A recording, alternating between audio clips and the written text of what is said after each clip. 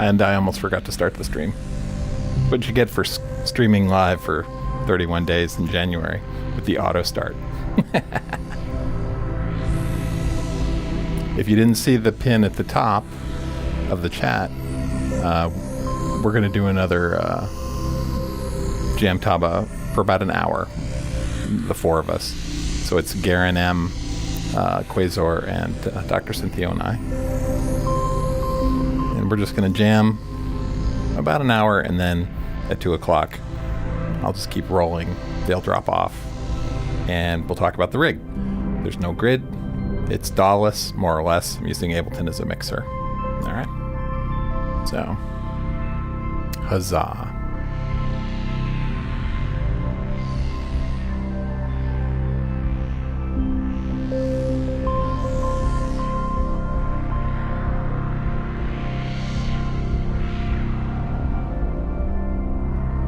I'm hearing plenty of them.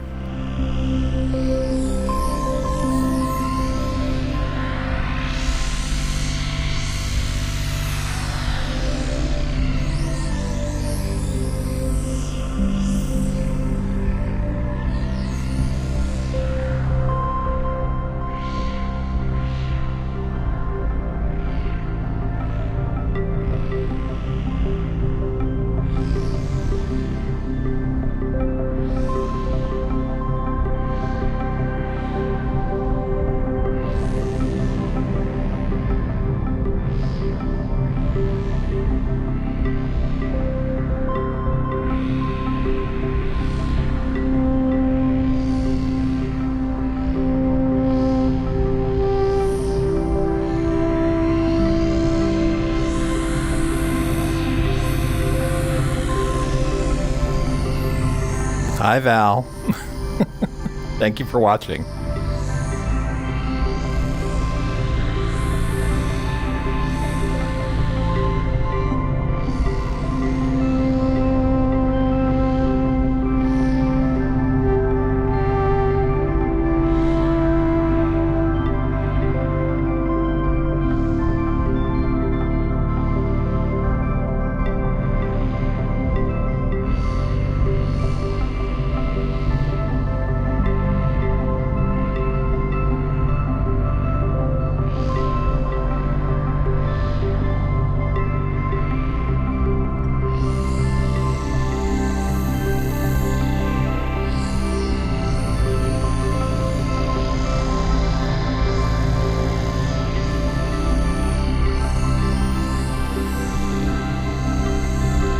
All I want to do is play bass over this. But I have no bass today.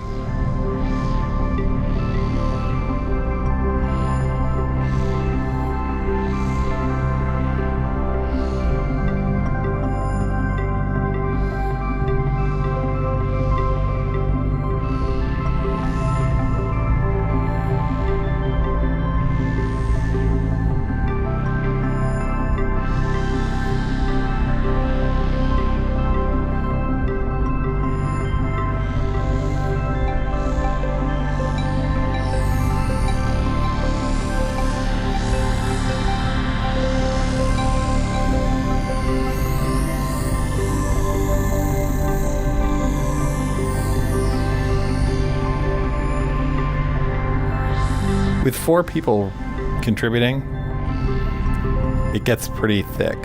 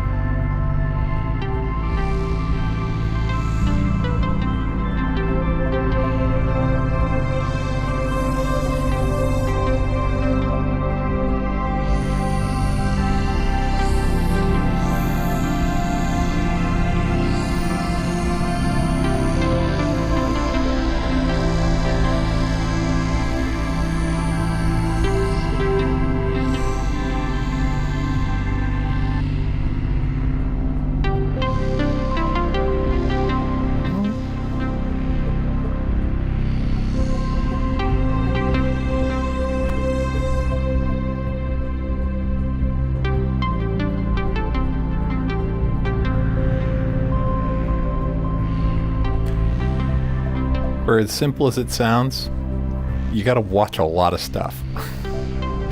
Watching 4 sequencer tracks, watching the back channel chat. I'm watching you guys chat. I'm watching the connection to the Jamtaba server, and I'm watching Ableton while mixing. So for anyone who says ambient music's easy, just smack them in the head.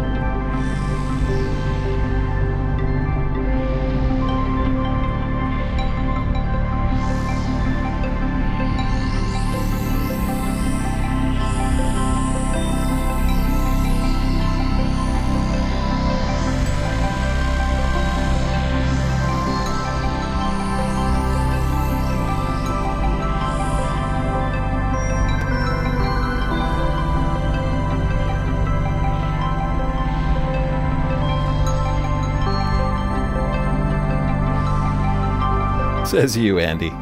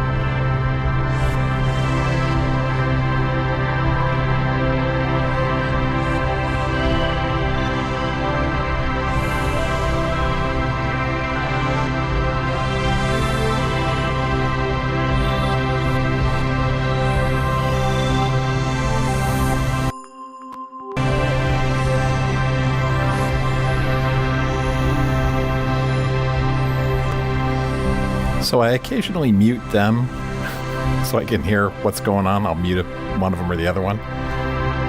And from what I understand, that only affects what I'm hearing. But I'm not sure if that's going out in the stream. So let me know if suddenly, like, when I do this,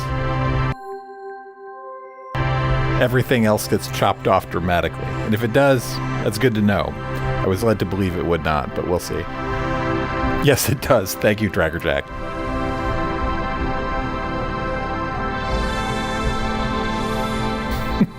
Sorry, Jeff.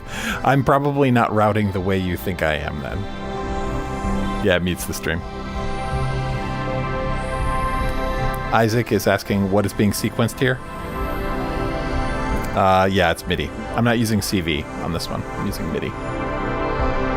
These sequencers will do CV or MIDI.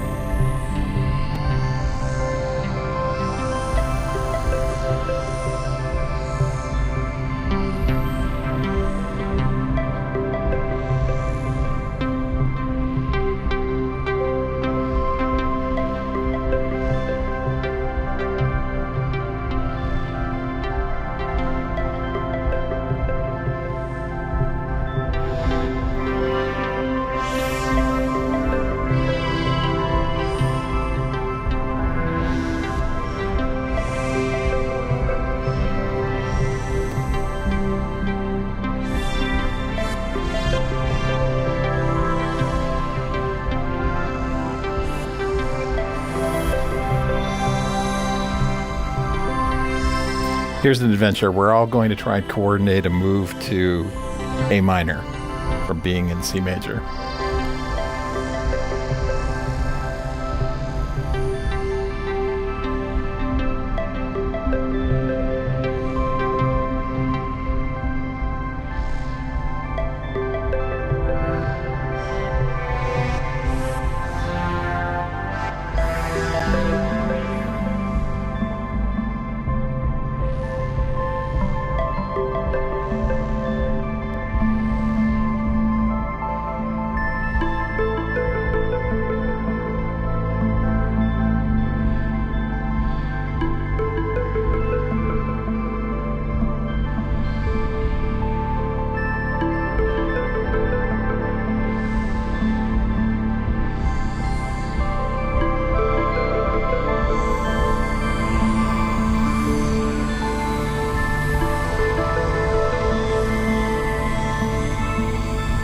I have to say this is way easier to do on a Metropolis, believe it or not, than on any other hardware sequencer I've used.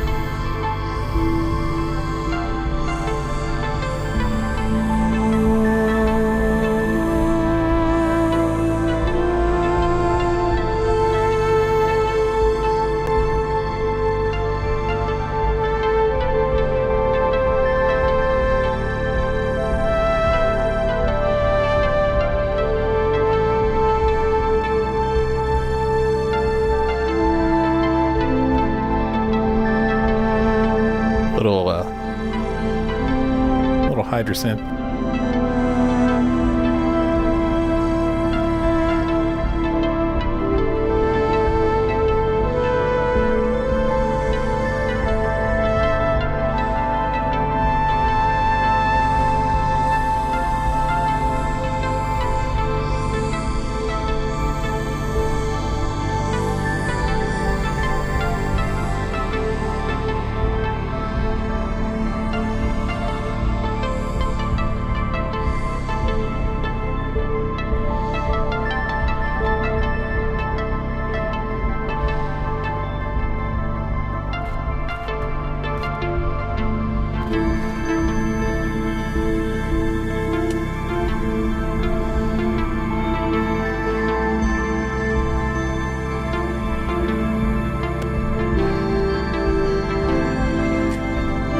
Isaac, there's a user named Taskboy who has a couple SQ64s, if you could find him, if he shows up. Taskboy 3000.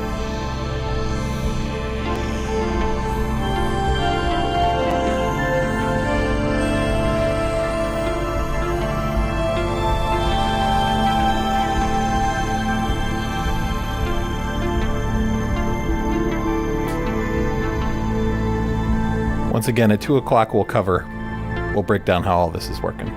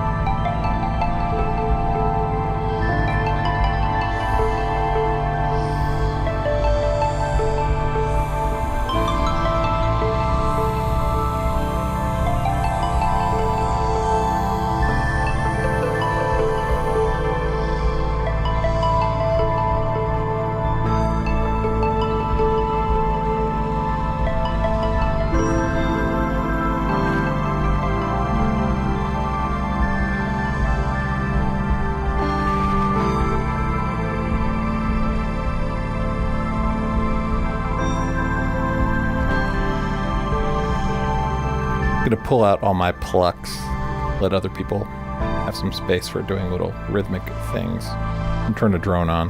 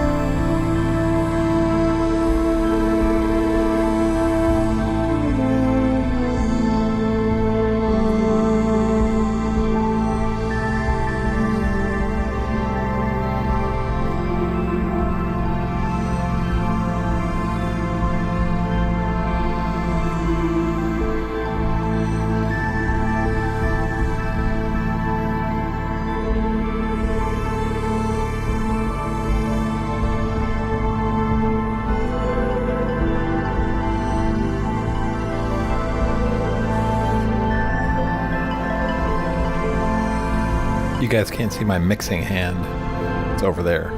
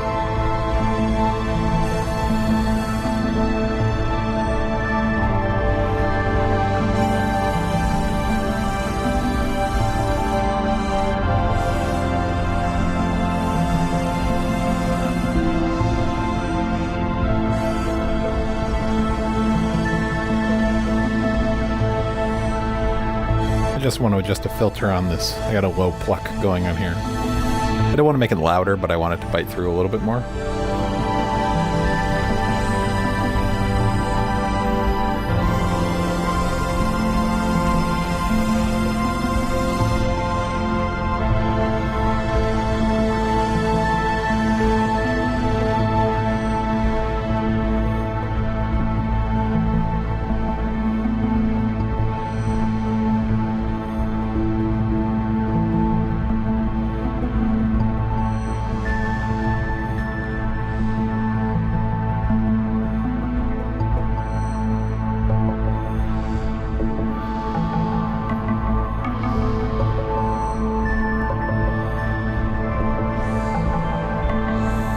Today I learned that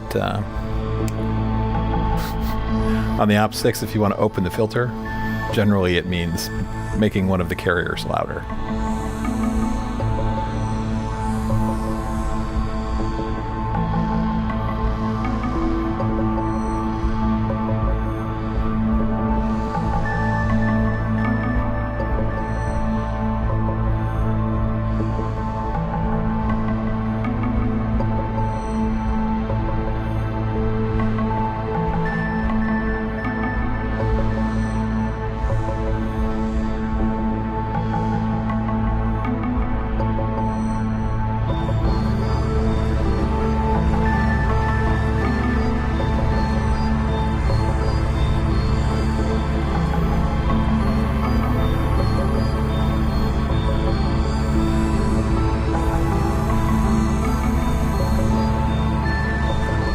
Maybe a little bit, Garen.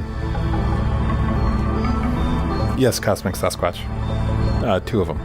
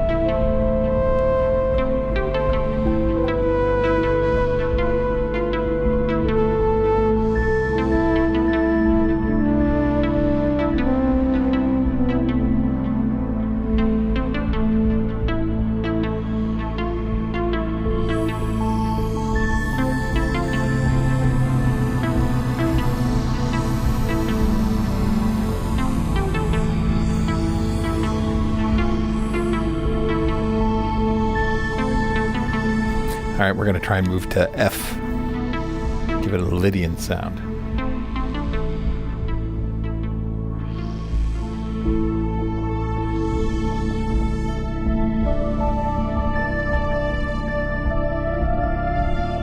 See who gets there first.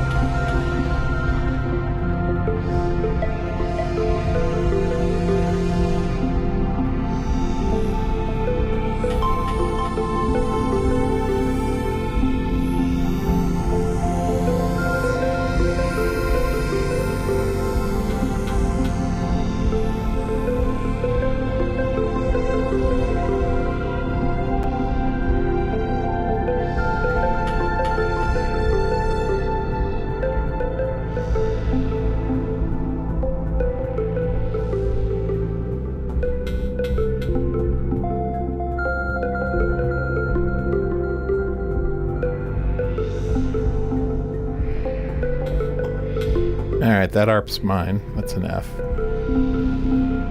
Pull these all down and start over on the other side. The sequencer is silenced right now, so I'll go change its pitch.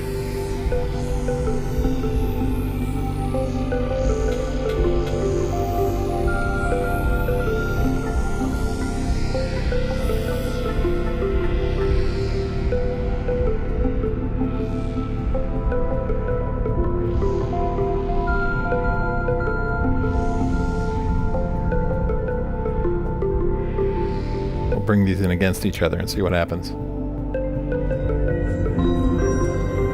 Oh, someone beat me to it.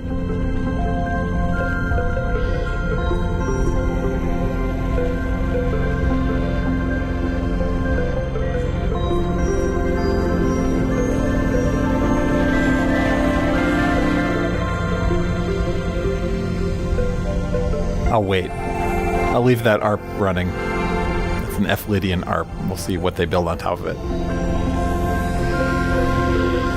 I think it sounds pretty good still.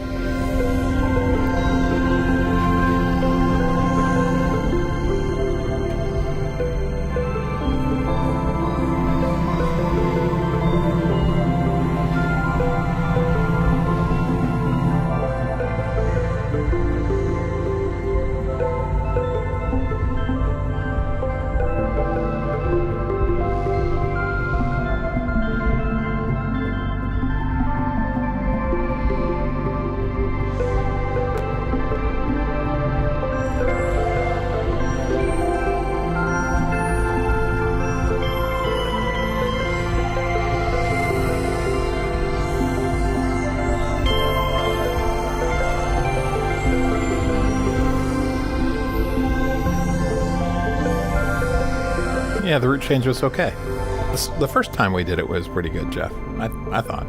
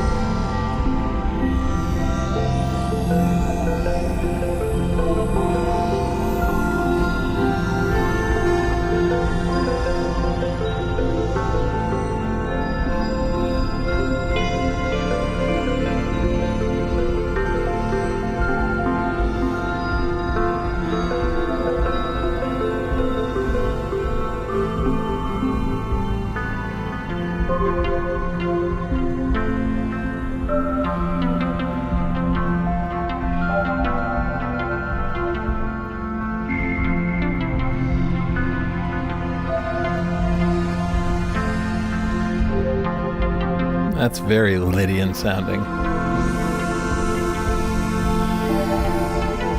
Everybody get their horse and find their luck dragon.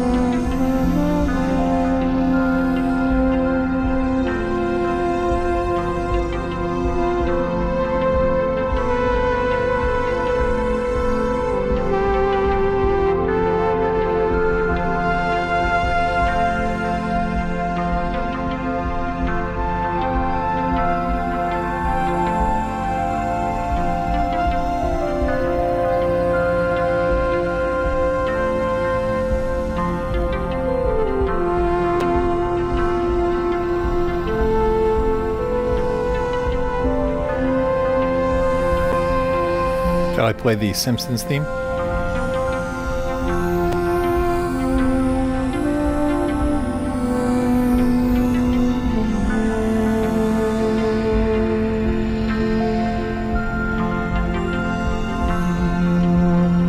If I can reach.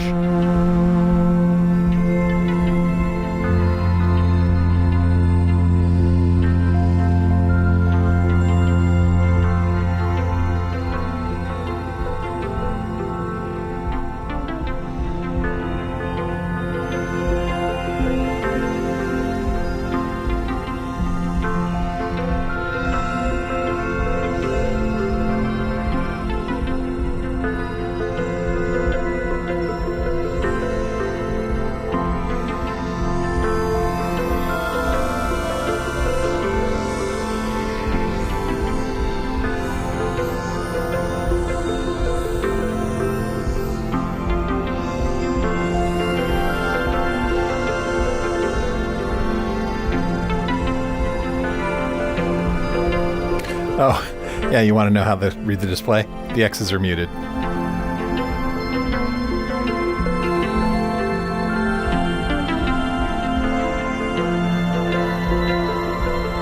Doug, yeah. I'll explain all that in the second hour here.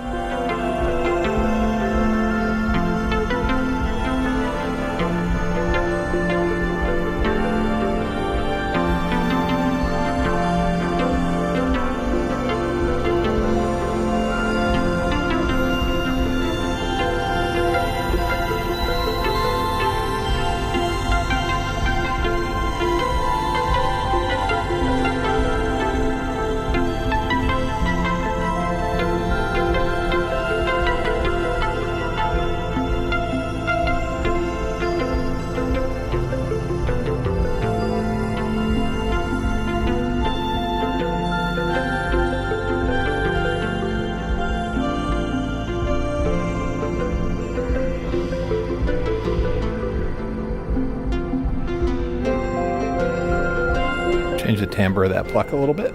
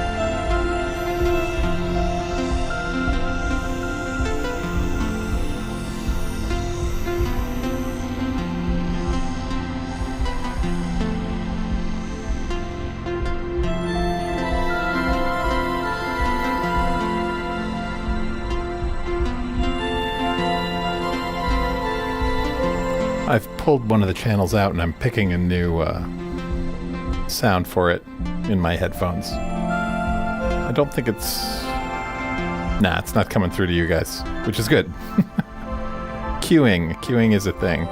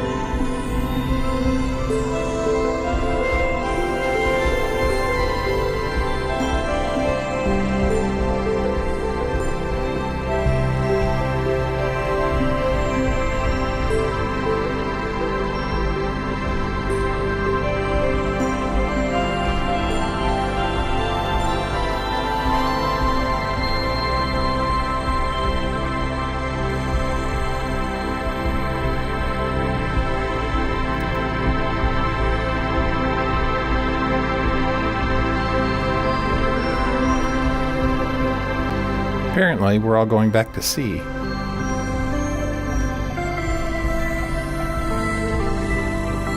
Which is fine.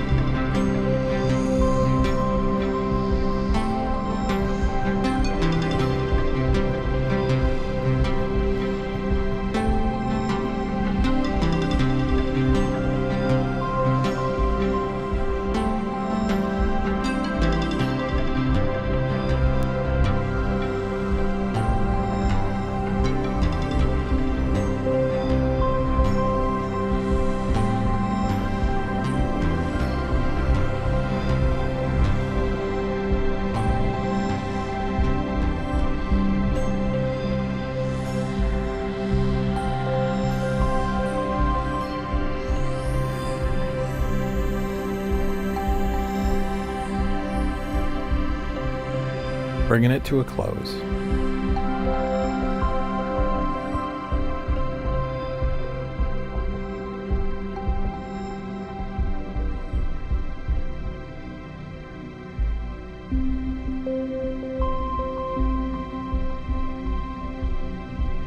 I'm out. All right. Oot. Someone's got a drone under there somewhere.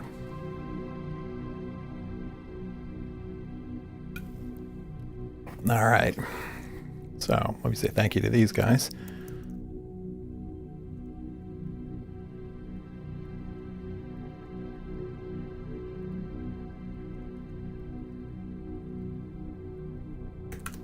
All right. So I'm going to drop from Jamtaba. And let's see here. We're going to go quiet for a minute. Hang on. Well, I'm not going to go quiet. I never shut up. But I just got to reconfigure this to go past the Jamtaba track. All right. Let's see if I can bring any of this back. All right.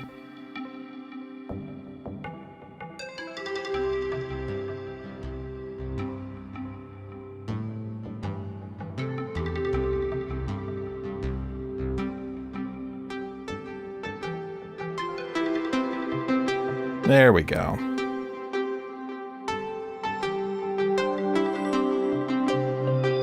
I'm just going to let this run in the background for a minute while I go read chat and say hi and all that good stuff.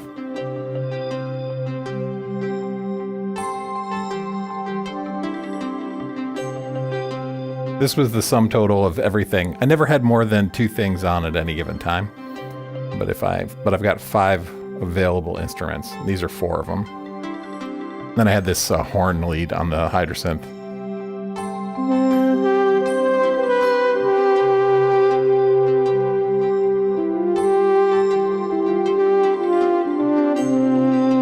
So, thank you so much.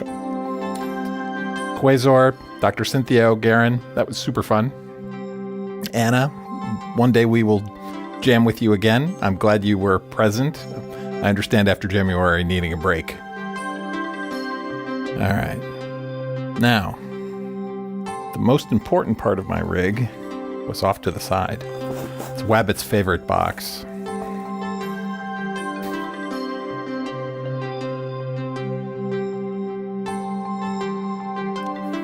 Mute buttons. They're a thing. All right. I'll turn the plucks down.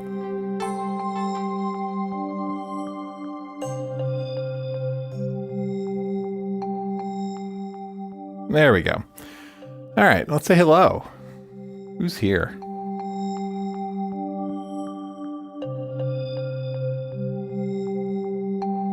All right, so that was a little Gallimaufry collective jam. So, all right, let me reposition some windows here so I can see what the heck's going on. Do.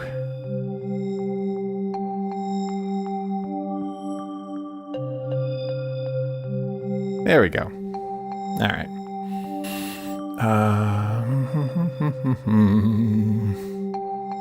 And we'll just leave that all up. We'll leave the signage up too. All right. So, who popped in the last hour? I'm not going to do the entire roll call.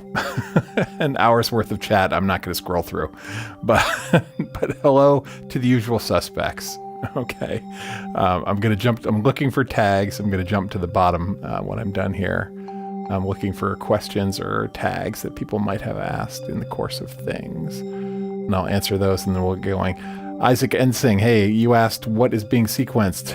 Is it MIDI going out? So on these sequencers, you can do CV or MIDI over USB. I'm using MIDI to drive a bunch of hardware synths. So that's what's happening there. We'll talk about the Metropolix. They are excellent sequencers. Let's see, any other tags here? I'm almost at the bottom. Let's see.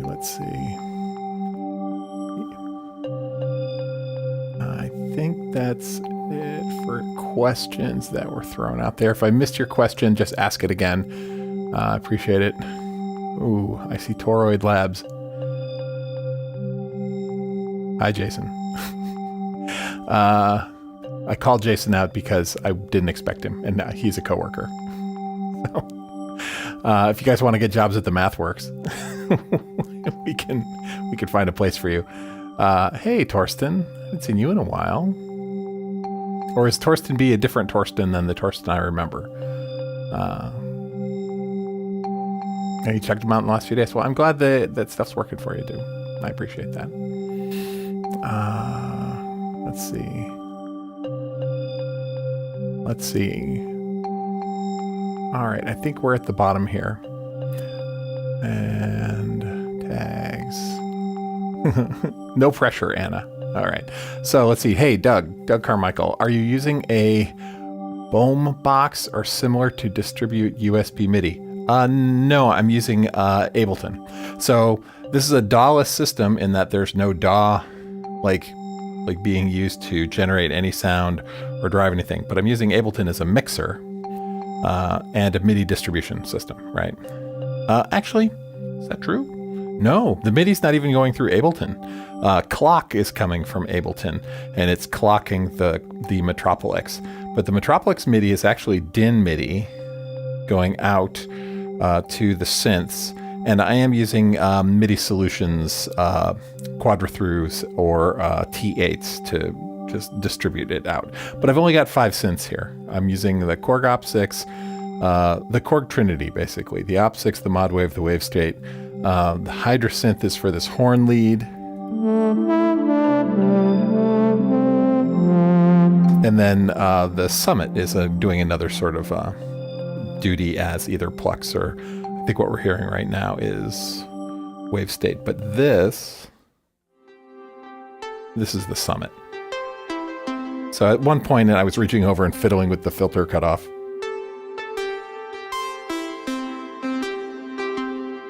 Right, resonance, all the things you normally.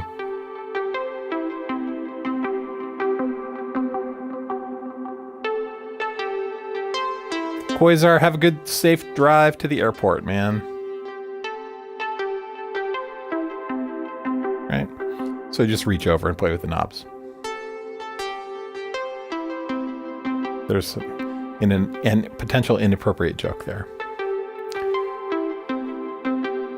So, anyway. So Doug, I am using some MIDI splitters from a company called MIDI Solutions, a Canadian company. The Quadra-Through and the T8. So, yeah, there's a few things. That was fun. All right. Wookiee's going to go eat. Cool. So I'm going to just sort of do a deconstruction of how this system works, and we can chit-chat. And if that's an interest to you, hang out. And if it's not, take a powder. It's all good. This is the Synth Shenanigans segment from 2 to 3-ish, probably. Or, you know, if it gets hot and heavy and there's a ton of questions, then we could go longer. But for now, I'm easy. My wife is out on a play date with a friend of hers. So it's just me and the dog. And the dog has been fed a couple hours ago, so he's asleep. All right. What are we looking at here? Let's stop. We'll bring this back. All right. So sequencers. This is a hardware sequencer. This is the IntelliGel Metropolis. Comes out of Eurorack territory. But they came out with last year a box that you can house it in that gives it USB and DIN MIDI out, provides power, things like that. You can still use it for all the CV stuff, but, and you know, it works great. It's probably one of my favorite sequencers, hardware sequencers. This is based on the IntelliGel Metropolis, which is in turn based on, if you know what that was inspired by, there's an older sequencer that the Metropolis was inspired or based on. It's a very playable sequencer. These sliders are pitches for the 8 stages. Each stage has a pulse count, so how long should it remain on a particular pitch? The farther up the slider is, the longer it'll stay there. And you could tell it to, for like if it's going to stay on this note for 8 pulses, you can tell it just play 1 pulse, play the first one, and then play that note and then hold it for 8. Or you could say play all 8 pulses, or you can dial in a lot of probability stuff and say like, you know, there's a 50% chance that it'll play all the odd numbered pulses as an example. You know, it's useful stuff. It can do a lot. The Metropolix, you need to read the manual. So, hey, Torsten. So we have a good thing together. Are you you're a Hydrosynth fan? That's good. Anna's going out for food. All right. Let us know what dinner is, Anna. Dinner tonight in our house is probably burgers, because we haven't had them in a while. But that's neither here nor there. Anyway, so let's build a sequence. Okay, so I've got 4 channels, 2 channels, 2 channels. All right, and I've got 4 synths. Channel 1 here is talking to the op6. Channel 2 is talking to the mod wave. 3 is talking to the wave state, and 4 is talking to the summit. All right. So let's do this. Let's turn on just now. The synths are coming into Ableton, and then I've got a little control surface over here. You can't see. It's just some knobs that I can control levels. So this is the op6. All right. And let's do this. While it's playing, this is a little jarring. I'm just going to dial through some presets till we find one we like. Now, normally when we're performing, like during the performance before, I did that, but I would mute it so it didn't go out in the stream, but I could still hear it in my headphones. In Ableton, there's a Q function, so you can hit the Q button and it'll go out the secondary output. You can have a couple outputs defined.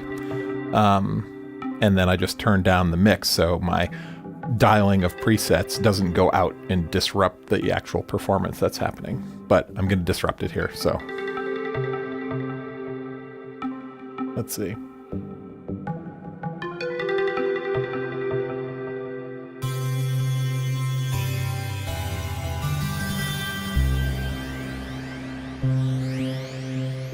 I'm looking for something that's like a nice pluck.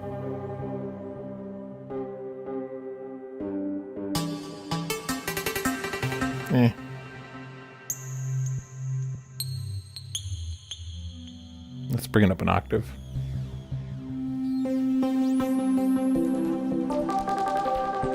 All right, that's weird and interesting. We'll use this.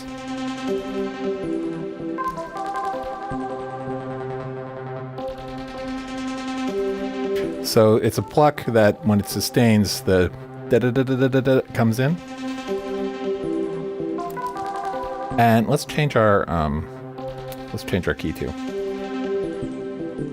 All right, so I'm gonna take all these sliders down, so it's always gonna be the same note. I have this knob here mapped to what octave it's playing in, so I can, on the fly, move things up and down various octaves. Let's do this. We'll talk about length in a second.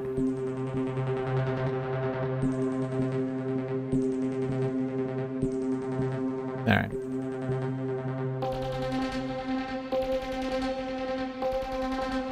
Well, maybe that's a little too jarring. You know what? Let's play with it. We'll see what we can do.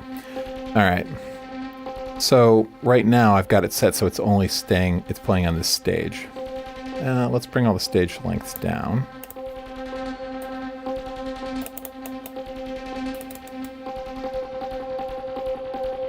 All right. Those are eighth notes, I think. Yeah, those are eighth notes. Not the greatest sound, but that's okay. Let's play with it now. So I'm going to tell it to run through all the stages.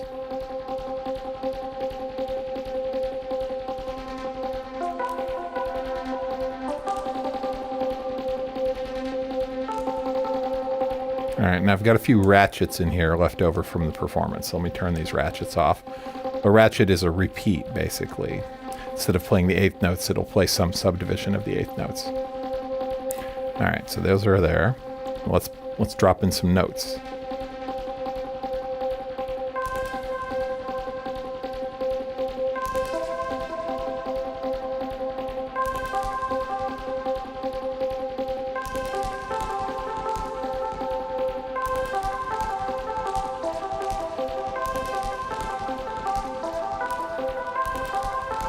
All right. That is sort of an annoying patch for this. Let's change it.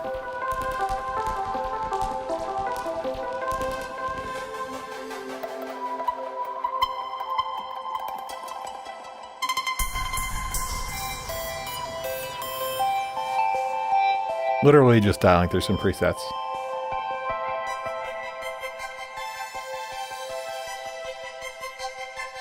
All right, how about that one? All right, so it's running through these stages, right? You could change the order. Okay, let's do all the even ones and then all the odd ones, or odd first, then even. Right. 1, 3, 5, 7, 2, 4, 6, 8, right?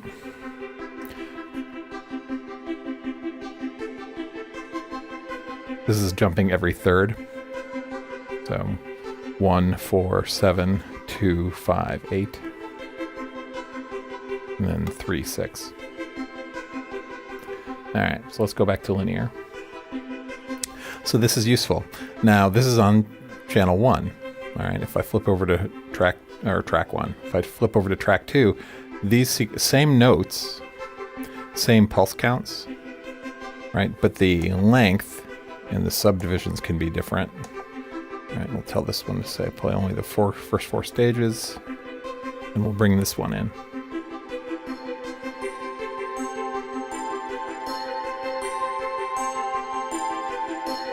Right?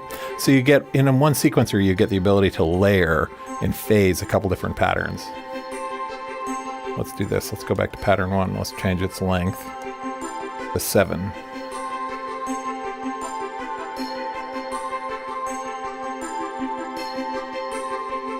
We'll do 6, actually.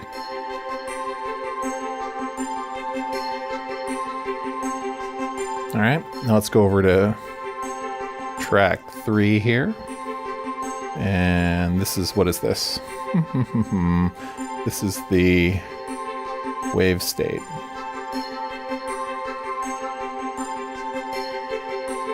Let's see.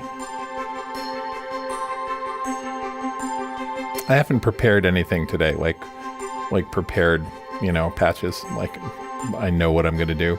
I'm literally wandering around here. So let's do this. Let's close this down. Let's bring this one back.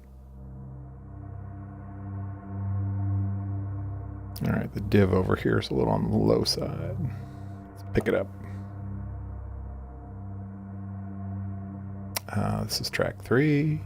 Its order is linear. Its length is 4. Div is 1. And pulse counts.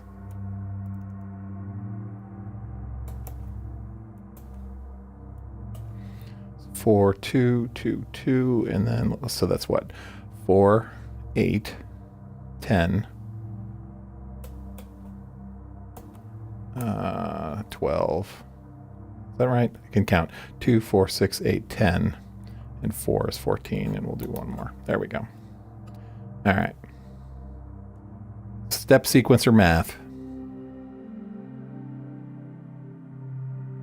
All right. Let's change our sound here.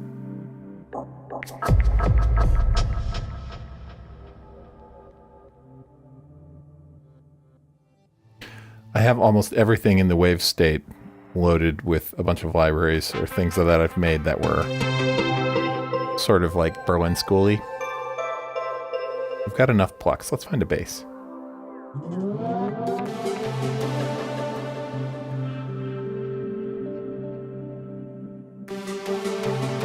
What's an accumulator? We'll get to that. What would be the software equivalent of Metropolis? I'm not sure. I'm sure they exist.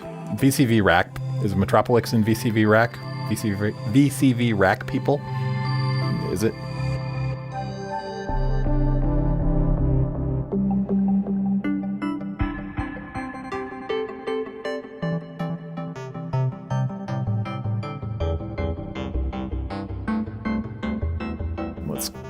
Don't need that much delay.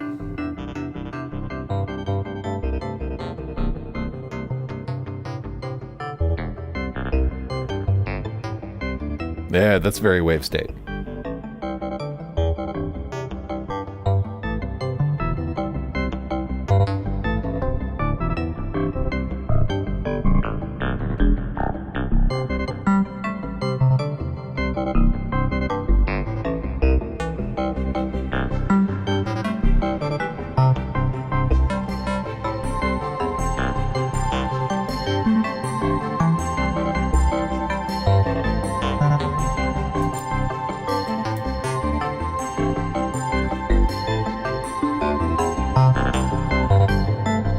out of sequence, like their downbeats aren't in sequence anymore, we got to reset them.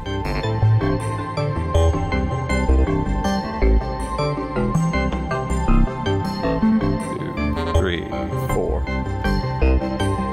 There we go.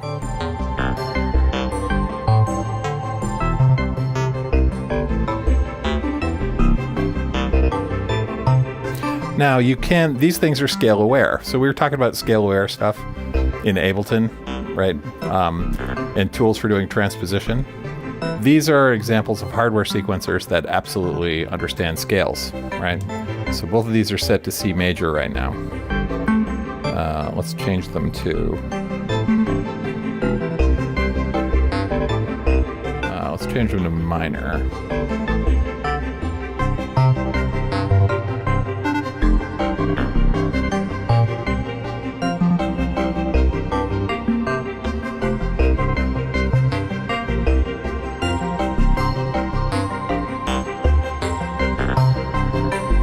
Should be minor. Let's see.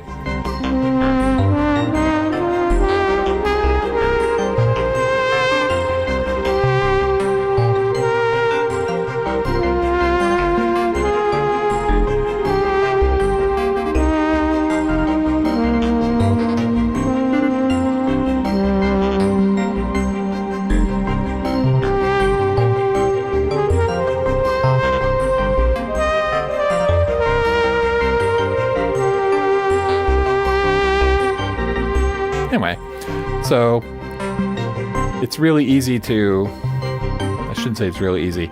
These sequencers lend themselves to making music that deedle music, right? Music I like, where there's something on like every 16th or every 8th. But if we didn't want to do that, let's say we didn't want it to fire on every one, right? You could go, let's do this. All right, that's track 2 of this one, right? You can do all the things you'd expect from a modern sequencer. You could set probabilities, right? So we'll go, the first one's always played, second one less often, third one even less often, and the fourth one rarely plays.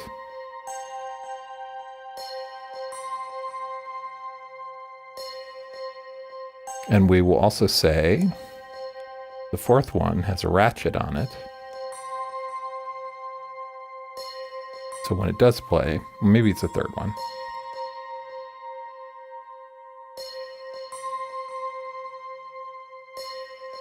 There we go.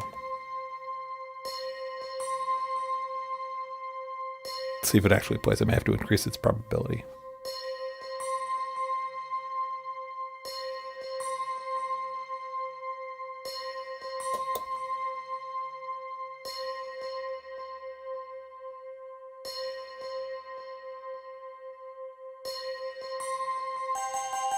There we go. And it's got a ratchet on it. We can turn the ratchet up even more. Right? So it's easy to dial in ratchets, all the things you'd expect. And Doug, you asked what an accumulator was. So an accumulator, is like math. So if we go to this, this stage, right? And we know that when it plays, it's going to play the note that we have assigned to it here. But an accumulator, you can assign to do some math. And so on every pulse count, let's see, every pulse count should increase by 1 now. Right? Stepped up. And you can set limits for how high will it go before it wraps around, or does it go high and stay there, or does it reset back to whatever.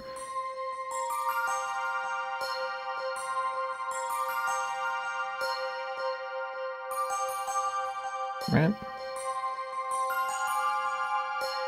So you have options. I'll leave that actually playing.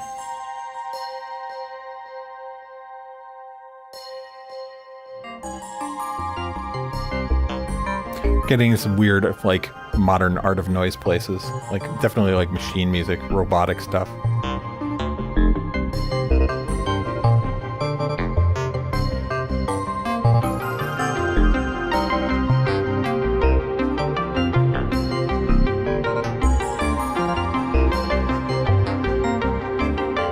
Now, one of the things you can do with these that I haven't set up is you can do the transposition stuff. So they have inputs. You can do it via MIDI or you can do it with CV. And you can pass in a voltage that says transpose everything around the key, and it'll do it smart, right? Just like I did all through January, right?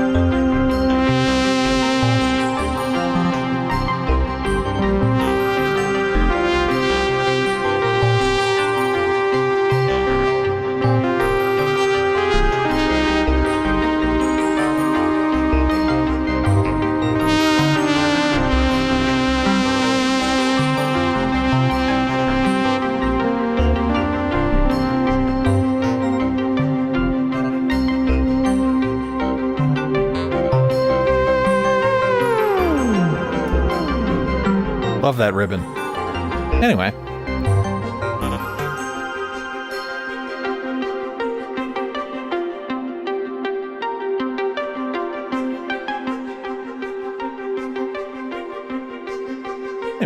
So what am I missing in the chat here? IntelliJuice not in VCV? Well. So, yeah, maybe Stepic. You could build one. Sort of. You could build one in like Max, or I bet someone's built one in the grid for Bitwig.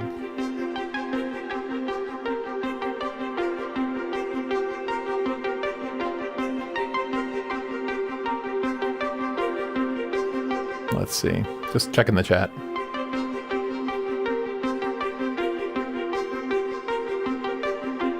What are the dot dash patterns for gate type? I'm not sure what you meant by gate type. Do you mean...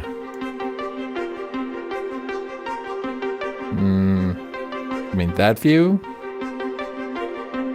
I don't know. It depends. It all comes down to like RTFM. I've heard the name Plonk. What does that mean? There is a sequencer called, or a module called Plonk, but Plonk. When I hear Plonk, I think, well, that's more donk. When someone says donk with the D as in David, I think of an FM pluck, donk, right? But I think Plonk is a Eurorack module, and it may be a sequencer, or it could be like a modeling oscillator, like a physical modeling oscillator. Someone who has a Plonk, speak up in the chat, please.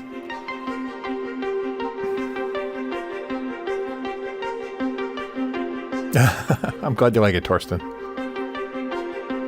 There's a VCV version of Metropolis, not Metropolix, but Metropolis, the precursor. And somebody, like, it's a clone in VCV. Andy, thanks. Cool. Anyway. Here, let's go through here. Let's find something else.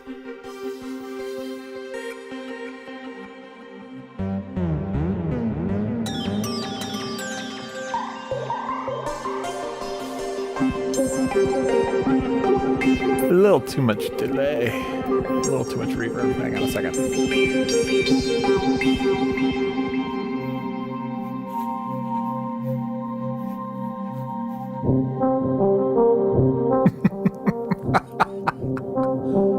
Who doesn't love a tuba or a trumpet?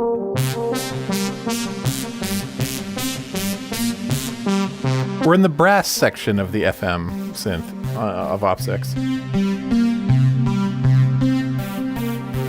There we go.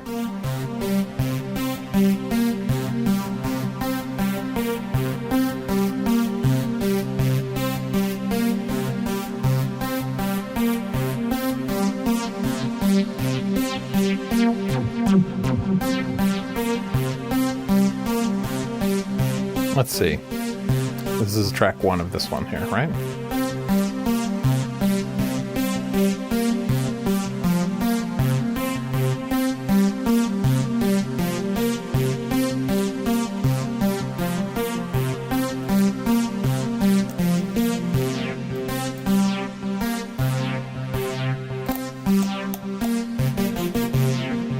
There we go.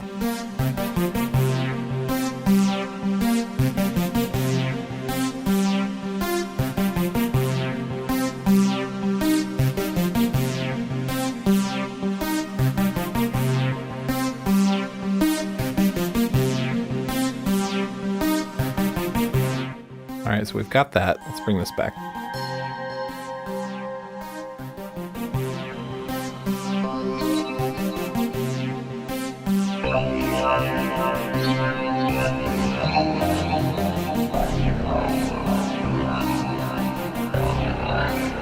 Getting weird today.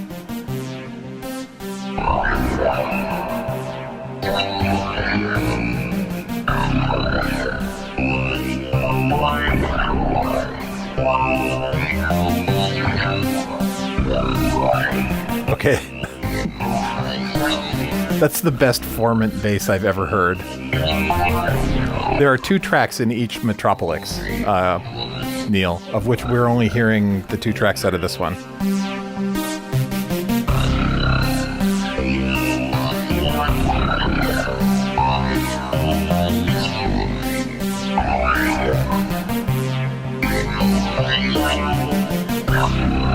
All right, I have to do this. Everybody hang on.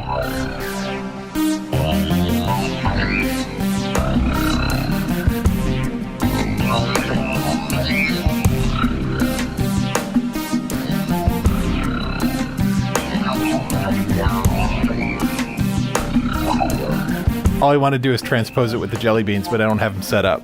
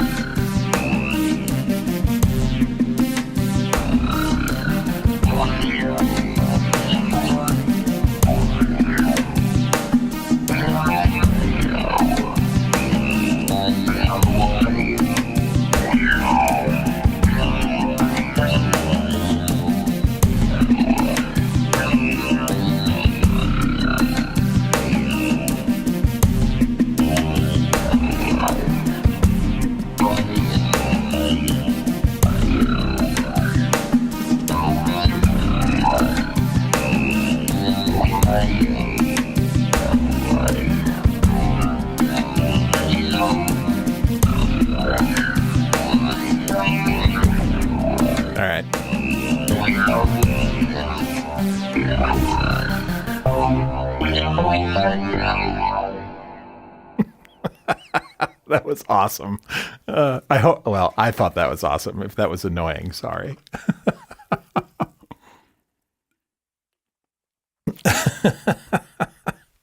All right. Let's see. Where am I? All of my controls are in weird places today.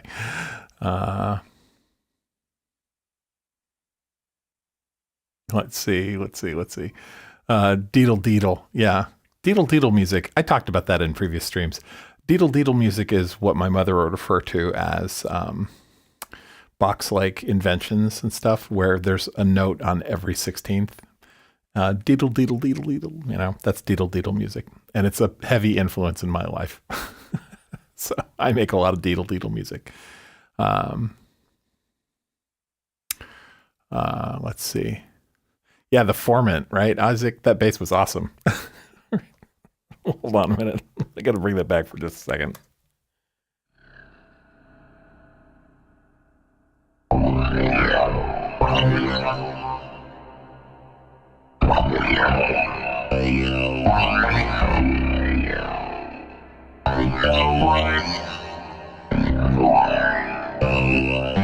Oop. Make it dry. Hang on.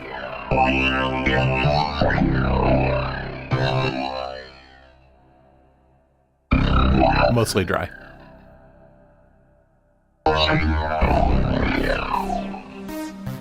Anyway. All right. That is an Op6 preset, and it's not an Op6, sorry. That is a Modwave preset. It's called Formant Bass. One thing about this rig that I haven't done is I haven't set it up so that I can actually play it. Now, in theory, if I go to track 2, and I'm not running, and I turn that on, yeah, I could play these.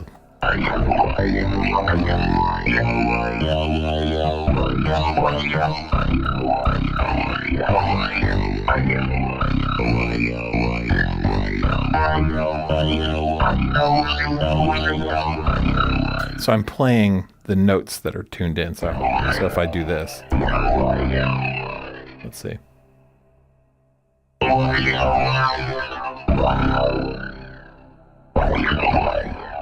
Doing an octave up.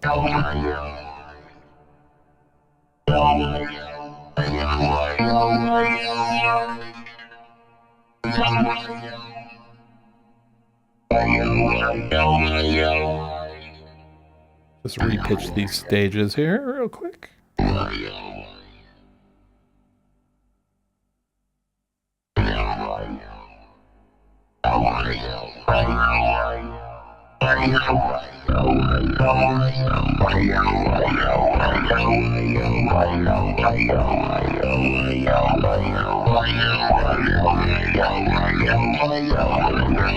I think I've got a accumulator on this one. Yeah, I do.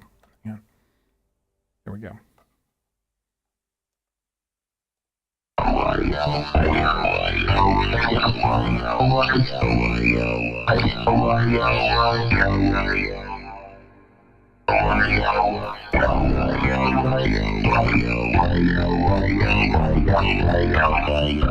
right, so if I hit play, actually, I could do it the other way. I could play this one, stop the transport on this one, and then play along. But anyway, I don't have a synth set up for playing right now. The grid will come back next week. So, anyway, a good time was had by all. So yeah, it's a Modwave preset, Doug. Yeah, it's in Modwave Native. Certainly. Yep. Hey, Anna. You missed the Formant bass.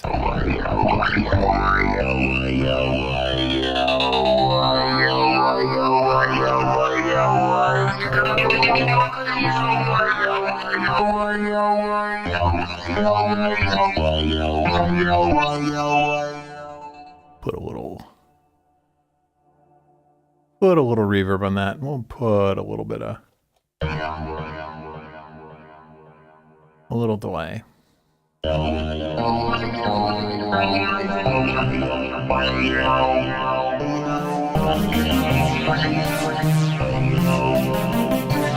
Now, because I've defined these as something to play, I screwed up my sequence.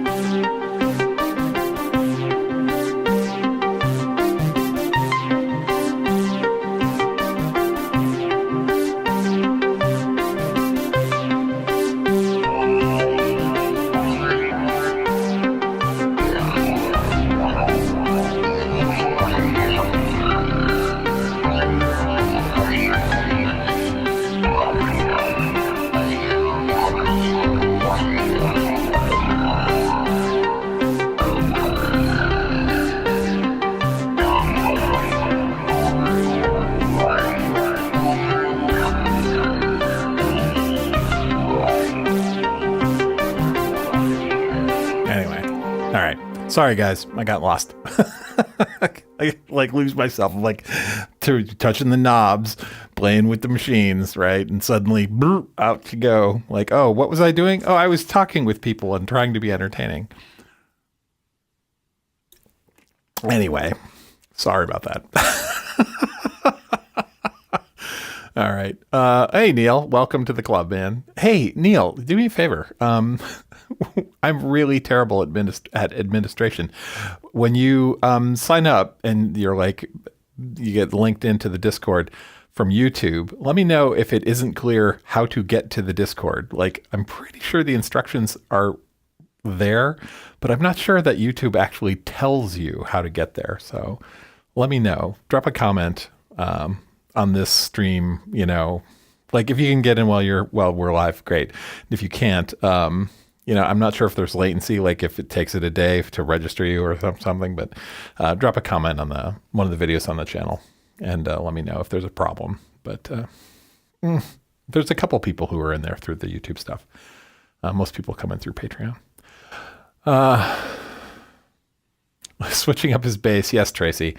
I have no Rick bass here today because I don't have a grid with me today.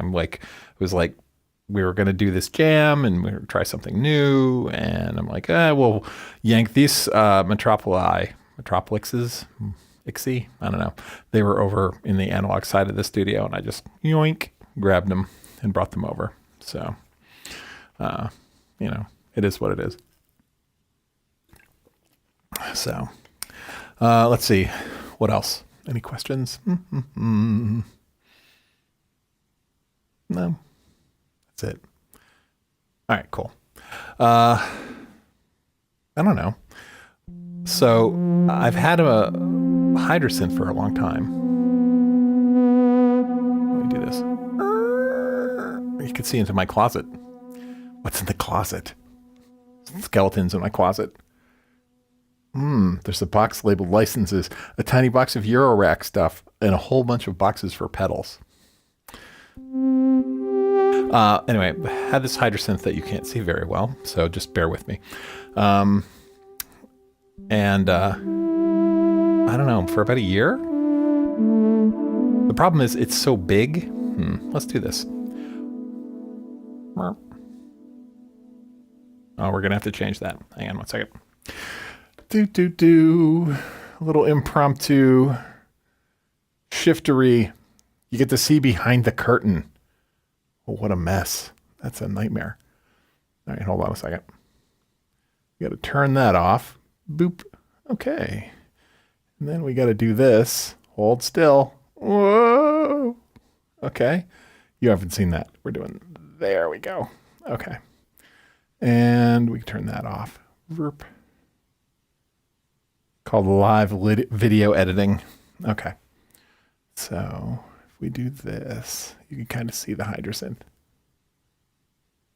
All right. Yeah. So the synths that you've been listening today are these. And my face is in the way, of course.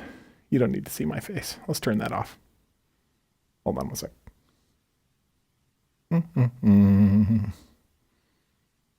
This guy. Oof. His ugly mug. Okay. So you've been looking at these today. So these are the Korg Trinity here. Oh, let me bring the chat back up. I can see what you're saying. You're probably like shrieking. Like, no! Don't take your beautiful beard away from us. No, of course you were not saying that. What rack are you using for the Korg modules?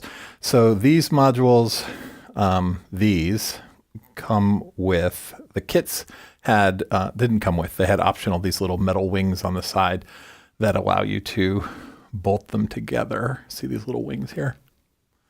That's part of the enclosure kit. Or, well, it's not part of, but it was an add-on. You could order it. And so the wings are there. And oh yeah, so Anna, if you're still here, hide. You don't want to see this. Okay, I'm going to show you really behind the curtain. So I've got these things set up in here in this sort of, they're in this angled thing. They're sitting on a standtastic stand. Here's the scary part. Right? I've got some non-skid stuff down here velcroed onto the arm that would normally hold the synth, and I've got foam This is like high density packing. It's from a Pelican case. I've got some foam that's being used to just wedge them up. Literally, it's super low tech. And it's totally stable, and it's not going to, nothing will fall. It's all fine. But as many people know from January of, I think, last year, that I'm really, really bad about having unstable systems. I just like it that way. I'm sorry. Anyway, so yeah, we have these pies here of these pi synths, the Korg Op6 mod wave state. Then anyway, but so this thing, there we go. I'm a terrible camera person. Anyway, this is the Hydrosynth Deluxe. This has been sitting over like basically in storage for a while. It made its debut once or twice, but it generally didn't get used very much because it's wide. It's really, really big. And I had to buy another stand in order to facilitate this kind of setup here. So, so the Hydrosynth is now back and getting played regularly. So,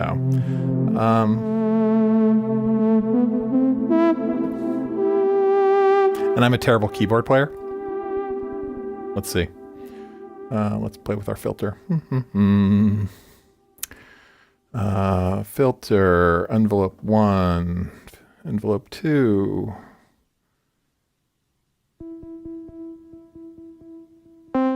There we go. Yeah, I'm a terrible keyboard player.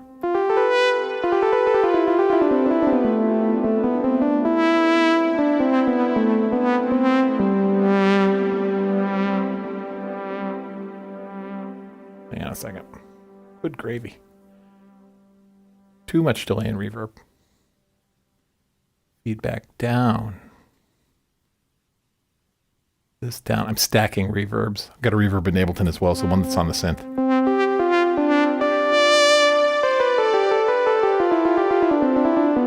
Oh, nice. Blew Anna's mind with the bad synth stand stuff. Let's see. Don't take the beautiful beard away. Too funny. Anyway, so that's the rack I'm using for the Korg modules. It was like a horrible jury rig thing, because that's how my studio works. It's always a horrible jury rig thing. And that's fine. You know, Luke Technology Solution. This is for sure. What it is called the simplest thing that works. I use both Stantastic and Jaspers. Doug, Mr. Carmichael. I use Jaspers for the larger synths, well, up to a size, but this would not fit in my Jaspers, so I use the Stantastic. I used to play out a lot, and the Stantastic stands are really great for traveling. They pack up really fast. They don't weigh much. They're easy. They're clean. They're simple. I like simple solutions. So, yeah, Hydra and the Peak. Although the Peak's not really doing much right now. Let's see. Let's see.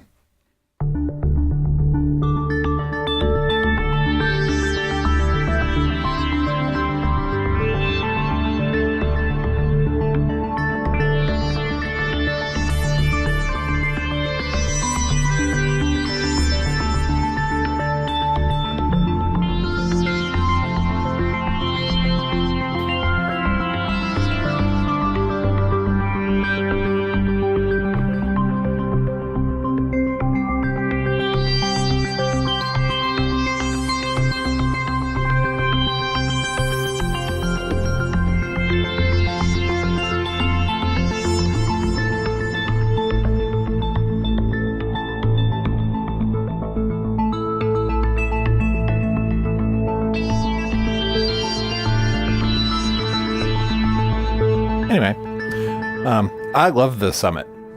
The Summit's fantastic.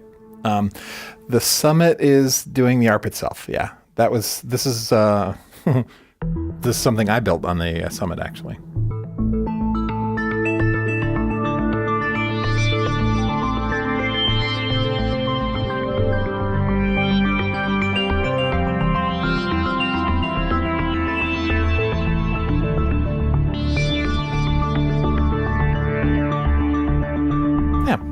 Summit's great.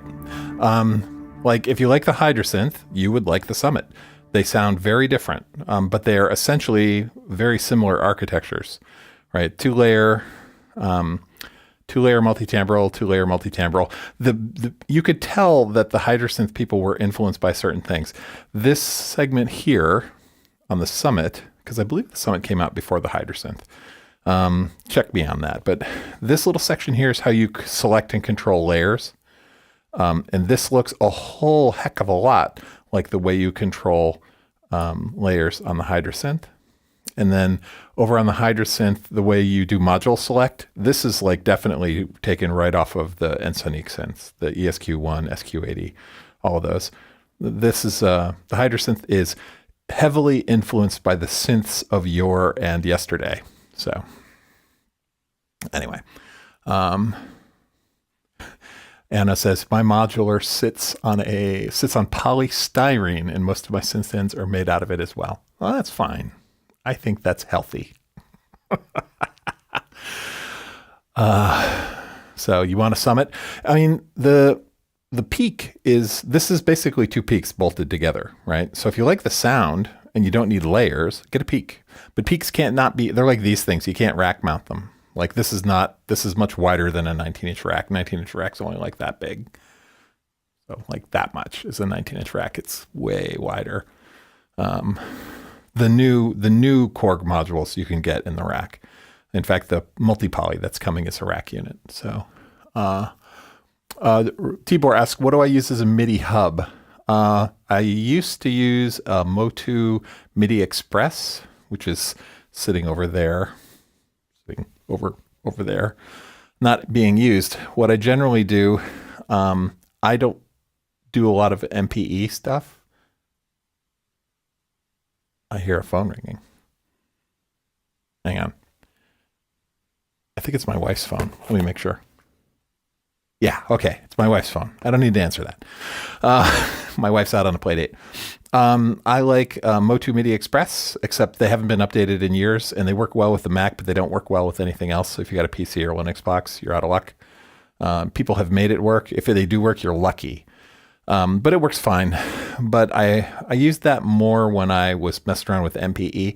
I've come to the determination that I don't care about MPE. Expression is nice, but for the music that I do and the way I do it, I don't really need anything better than channel aftertouch. I really don't need poly pressure, and I definitely don't need MPE. And MPE slightly offends me. I'm all for ingenuity, but it's a total hack that's just utilizing multiple channels of MIDI to get expression. And expression's great. That's fine. Carry on, do a hack, but it's like super inefficient, and it bugs me. So I don't like MPE. In software, I don't like hardware MPE. Let's be clear. In software, anyway, let's see here. I don't like. You have to give me. I talk with my hands, and I talk with my belly. So I want to hold a conversation with you. I want you to see my face. Hang on a second. All right. Bring this back. Okay. So, MERP. I don't like MPE in hardware. I like MPE in software. So like the Push 3 with MPE pads, awesome. MPE drum kit, fantastic. The soft synths doing MPE, fine. Because you have like unlimited channels, resources, unlimited bandwidth, more or less. When you get into hardware, it's sucking up. You need like an entire port for one MPE synth, and it bugs me. It offends me, and it's just my opinion, right? And so I would much rather wait until people do a MIDI 2.0 standard, something like that. But again, I don't use that much expression. I use mod wheel, I use velocity, I use channel pressure, because most of the things I do are monophonic, right? I do many monophonic things and layer them all together. That may change over time, but that's my view there. Now, that said, the keyboard on the Hydrasynth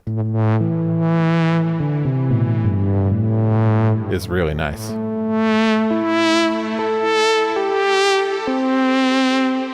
But I don't know where I was going. Oh, you're asking about MIDI interfaces. So I generally use just 16 channels of MIDI, and then I split it with a quadra through or a T8 or something like that. Use a cheap splitter to do that. That's generally my approach to it. I used to use a Motu interface and have individual ports that have like 8 ports, and I could control MPE hardware with a single port, but I don't do that anymore. It's annoying. So hang on a second. For a small Hydra, would you get the desktop module or the Explorer? Whatever you like. What's your tolerance to having no keys or mini keys, right? I don't care for mini keys. I had a HydraSynth desktop when it very first came out, but it was so buggy I sold it. I kept it for like 3 months and I just couldn't deal. It had some serious firmware problems when it first came out. And all the people who bought it and then were faithful and got their firmware updates, they're vindicated, but I sold mine. And I bought this again last year because it seemed to be stable and I wanted the dual. So as far as what you get whatever fits on your desk and get keys if you need keys and not if you don't. So I like the HydraSynth. It's an excellent synth. Quasar, are you driving? No. Someone was taking one of the jammers today was taking their spouse to the airport. Quasar, was that you? Have you returned? Dr. Cynthia, you have your Peak 19-inch rack mounted. Did you chop it up? Or do you have it mounted in some sort of frame? I'm curious. Send pictures. I'm curious how that works. Because I didn't think a Peak would fit in a 19-inch rack mount. Like without surgery, right? Let's see. Always debate. Hey, Enzo. Always debate on Peak versus Summit. Is the Summit 2 Peaks in price, or is it cheaper than 2 Peaks? I don't know. You have to look that one up. All I know is, in the US right now, everything's probably going to get more expensive. So, all right. See you, Casual Noises. Yeah, some people love MPE and they do amazing things with it, and that's fine. It's just not my thing. It's okay. Let's see, 222. Garen says, I decided I don't really need MPE either. You've got that Poly Aftertouch MPE controller though is it Native Instruments? You like that. Yeah. I don't have the skill to play a polyphonic Aftertouch keyboard like with any actual expression, because what I end up doing is I play a chord and then I'm like, okay, which finger do I need to push harder with? That one. Okay, maybe not. So, you know what's really funny? The thing I like best about expression on the HydraSynth is the ribbon. I always thought ribbons were a gimmick. I really thought ribbon controls were, whatever, right? But this one is so big. It's like huge, right? And it's really easy to play.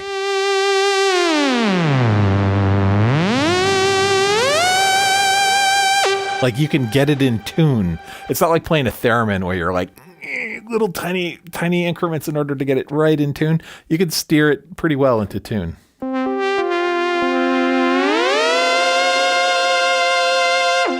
Good enough for government work. Anyway, am I drunk? No, I'm not drunk. I don't drink, believe it or not. Let's see. Or were you talking to someone else, Enzo? I don't know. Quasar, you're on the road? Oh, Lord. Don't drive angry. Don't type and drive at the same time. Dr. Cynthia, you got it in there with no surgery. Yeah, send it to the Discord, man. Just post it in the Discord. I'd like to see it. Because I didn't think it would fit. Because I almost bought... I didn't have a Summit and I wanted a Peak. And it was like, I need to rack mount it. And it was like, doesn't fit in the rack. And I'm like, how does that work? Oh, well. But if it's working for you, great. Synchrotron, your guitar has MPE? It does. Not the M part, but it's got polyphonic expression for sure, right? And Garen loves it. That's true. Oh, you guys are fighting over the NI controller. Okay. What is it? Remember the Moog guitar?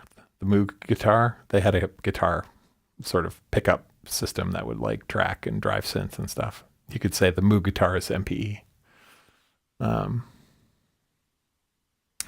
MPE allows you to use alternate tunings, which are not conventionally Western. Well, I mean, you could do microtonal on anything. I'm not belittling your point, Enzo. That's awesome, but like, I can remap my keys to be, Edo 42 or whatever, right? And that works. So but again, I'm not a microtonal guy. If Jeff Hops is in here, Jeff can speak to that. The Deluxe has a Thurman mode. You should try it.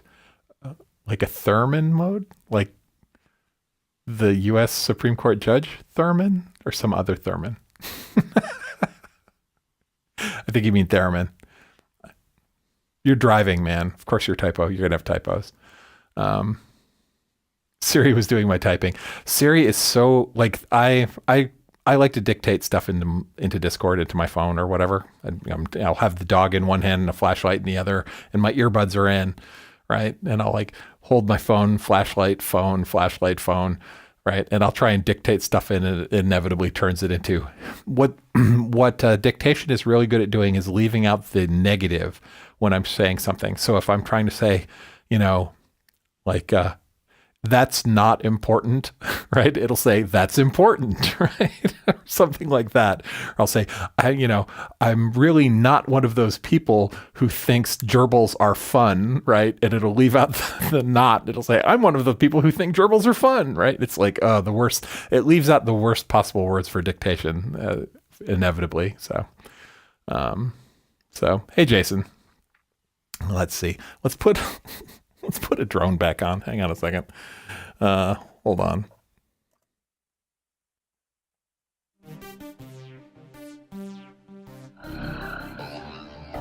Oh, God. All right, we'll leave that running in the background. So at least there's something going on there. And what are we in? We're in C minor. Yeah. All right.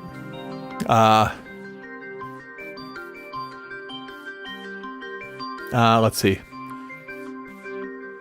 Can you remap tone? I'll let you guys have arguments about microtonal stuff. I don't care. I don't play microtonal. So,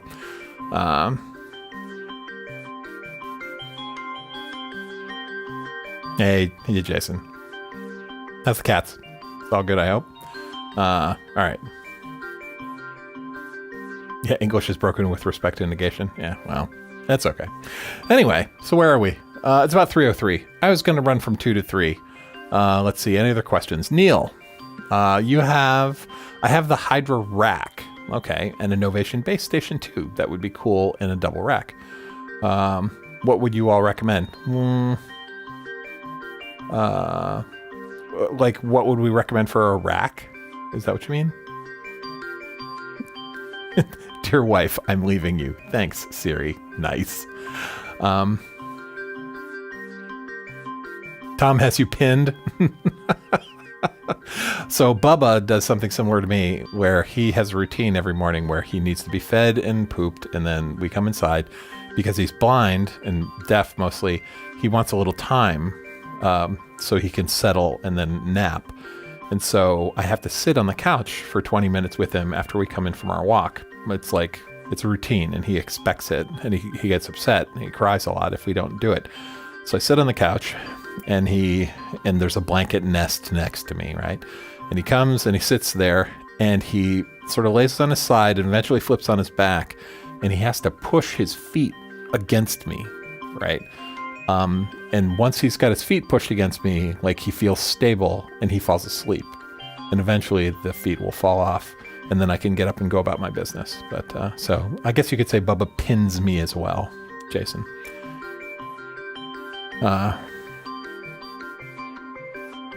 Alcador, you've got the Korgs in a rack?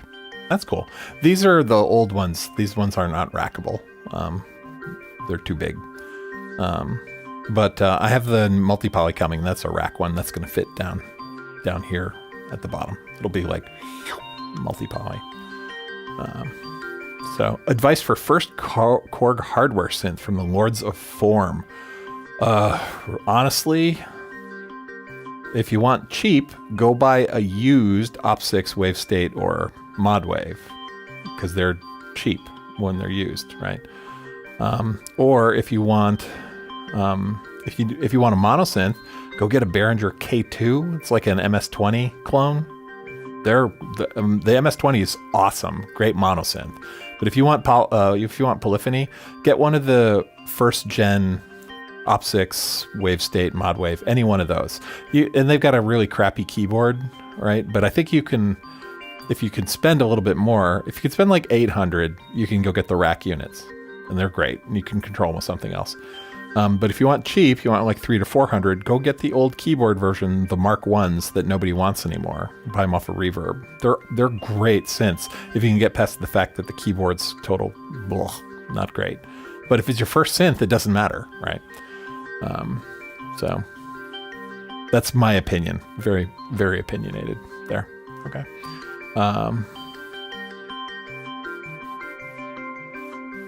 Let's see. MIDI log. So here's the thing. I don't like any of the logs, any of the logs. That whole line, basically the Bo Beats signature series over there. The stuff that like made his channel. I don't know if it was the MIDI log that made his channel. He's a big fan. There's nothing wrong with those synths. I've never laid my hands on one, so I have no opinion of them, but they just don't grab me. And I'm not a fan of analog. Like, I prefer a digital synth if I'm like mono synths, analog, awesome. Got a bunch of those over on the other side of the room. But as soon as you put 4 oscillators or more in an analog synth, you have tuning problems. And I am super anal retentive about tuning. I do not want to deal with tuning. That's why I don't have any Dave Smith synths that are analog, because you have to periodically recalibrate them. And yeah, it will automatically recalibrate itself, but just the fact that you have to deal with it and that it will shift in and out of tune with temperature drives me up the wall. So I don't like analog synths. I prefer digital. Hybrid's fine, I've got analog filters in there, whatever, that's fine. But like the oscillators, I prefer digital oscillators. So I know that's heresy for a lot of people. Like, oh look, 50% of my subscriber base is just unsubbed. So it's all good.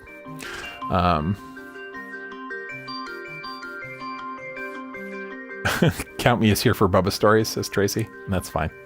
He's a good dog. Dr. Cynthia, have a good one. Yeah, I'm probably winding down, guys. If you got something better to do, I'm like rambling at this point. What was that, Neil? What? The MIDI log XD tunes itself. It probably does. It's awesome, I'm sure. I mean, let's face it, there are no bad synths. It's like saying, all synths are good synths, right? All music making tools are good tools because they let you do something, right? Just, I'm at a point where, right, I've got a collection that I've built up, and the synths that I use regularly tend to be analog only if they're mono synths or like bitimbral, or not bitimbral, duophonic. And the polys tend to be analog the polys tend to be digital or digital hybrid. That's just makes me happy. I feel so that I can get stuff done. Tracy's waving bye to the analog purists. It's okay. It's all good. Doug, that's good, Doug. Deep breaths, man. Prophet Rev 2 uses DCS. Yep, I've got a Prophet 12 down here. I'm happy with that. And it's even more in tune than the Prophet Rev 2. It's never an issue. So, people complain about how their analog synths go out of tune when they get them. I mean, exactly, right? Like, my favorite analog synth, I got to think about this because this will live to haunt me if I'm not careful here. My favorite analog synth that I currently own is the Subsequent 37. That is my current favorite analog synth. It tends to stay in tune the best because there's only 2 oscillators, right? To that effect, yeah. And they tend not to drift. Like my wife is a woman of a certain age, right? So the air conditioning, heating in our house fluctuates dramatically depending on whether she's hot or cold. And so in my studio here is the room that's like first in the chain of outlets of the heating and cooling system. So when you turn the heat up, this room gets very hot very quickly. And when you turn the air AC on, it gets very cold very quickly. So big temperature fluctuations in this room. Basically of all the analog synths I have, the Subsequent 37 deals with the fluctuations the best. So that is my favorite analog synth with regards to staying in tune. Okay. A lot of caveats on that, right?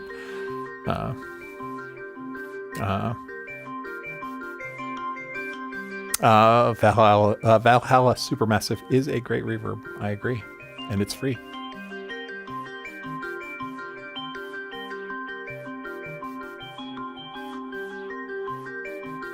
Just catching up on the chat here. 1 second. Yeah, it's all good. Ironically, my favorite analog synth that goes out of tune regularly that I'm willing to deal with is the Mini Moog because it's so easy to tune. Believe it or not. All right, let's see. Where were we? So this is playing. Let's go. Let's find a Hydrosynth patch that I can noodle on with this that isn't this one. And then I'll call it a day. So we're almost done here. I'm just going to go through some presets here.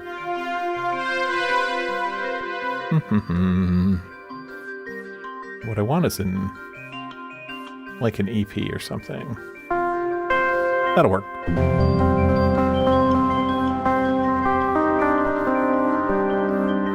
Hang on a sec.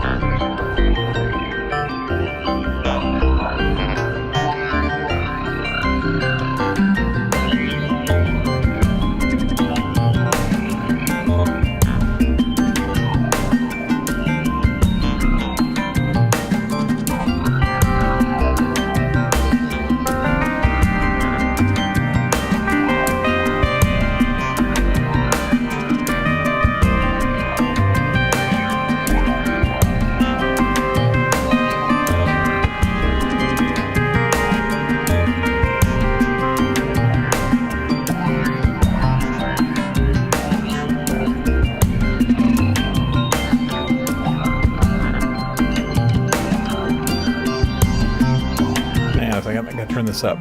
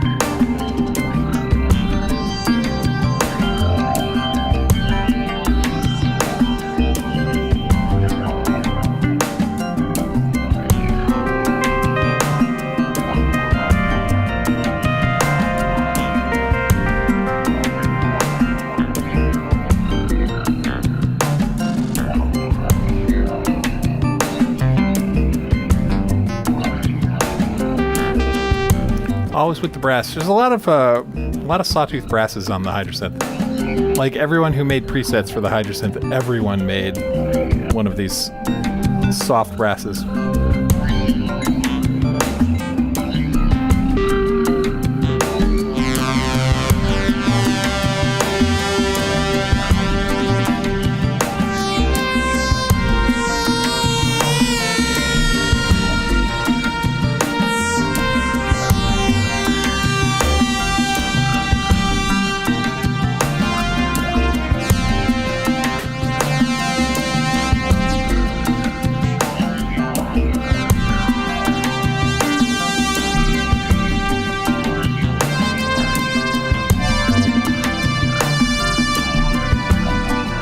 Whoops.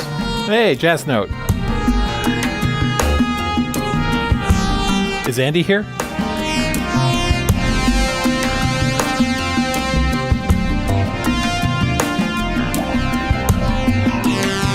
I like it when Andy hears my jazz notes.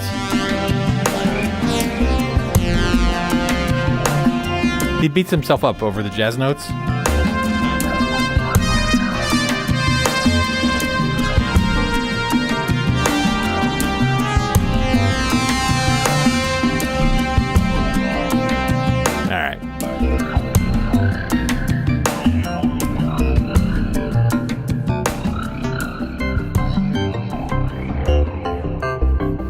None of that was prepared. Those were just random patches that we played with, like, in the last hour. All right. Let's see. See ya, Anna. Have a good day. You're already gone. That's fine. Any tags? All right. I think we're done. Plaits. Plaits is... I prefer braids over plaits because of tuning. Let's see.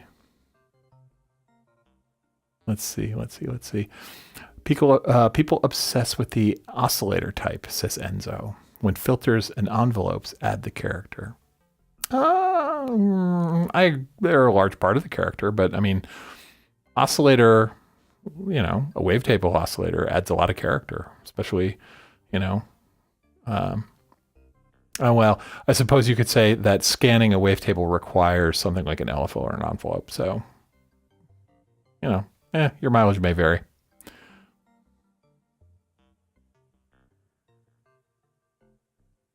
Let's see.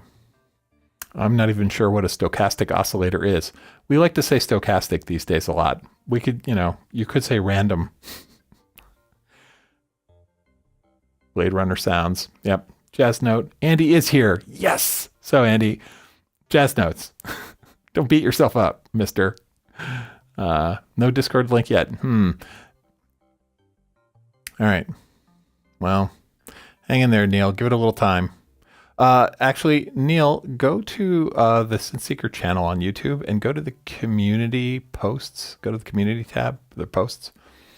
And I think there is a post in the last month that has a link to the Discord, but it might have expired. So add a comment on there if you can see it and if the link still works, but let me know. Stochastic and random are different.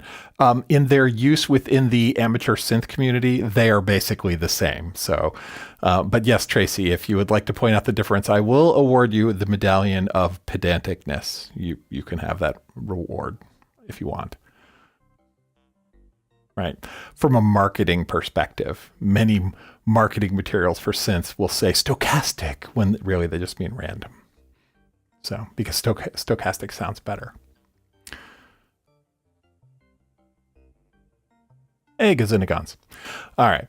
Anyway, we can argue about it later. Words are fun to argue about. All right. Well, I've shredded all the cameras and stuff like that. So, but this one's still working. So, everyone have a super fun time. Okay. Have the rest of the weekend. January is over. So happy. I liked January, but man, my getting up at 4:30 to do 5 a.m. If I do January next year, it's going to be in a different time slot. But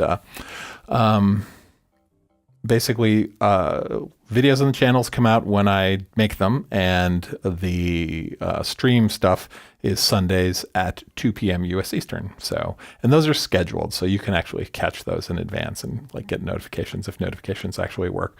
But whatever.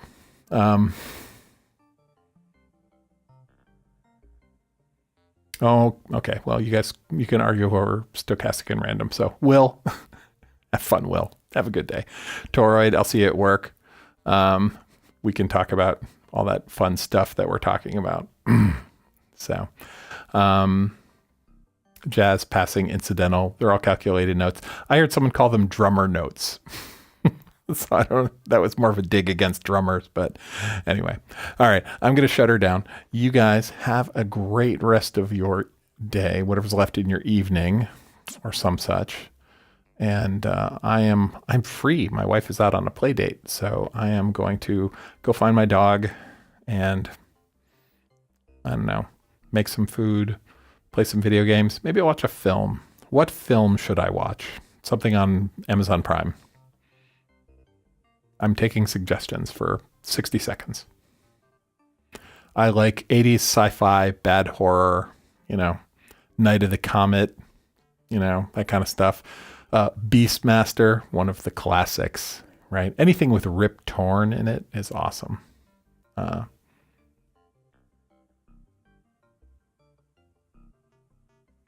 Oh, hi. The dog is making an appearance. Hang on a second.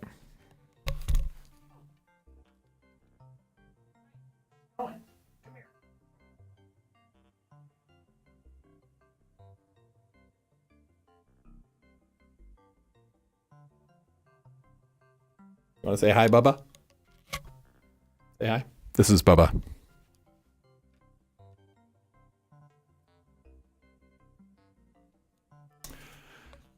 He needs to pee, so I'm going to call it a day. All right. Silent Running. I've seen that too many times, Goes and Gons. That's a great one. Dragon Slayer. Oh, that's always good.